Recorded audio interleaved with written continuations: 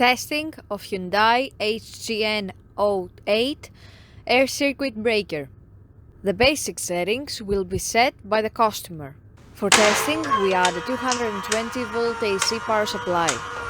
At first, we trip the breaker manually.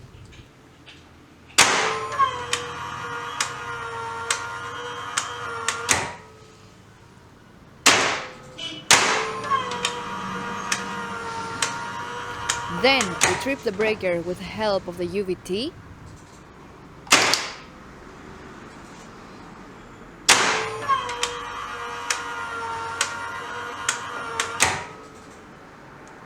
We perform a long time delay test, and after about 15 seconds, the breaker trips.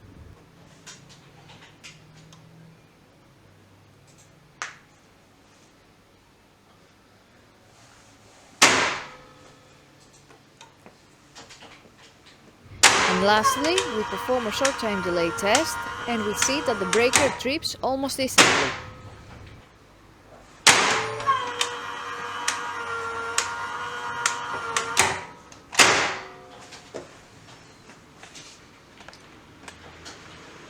It is now clear that the air circuit breaker is working successfully and is ready to be delivered to the customer.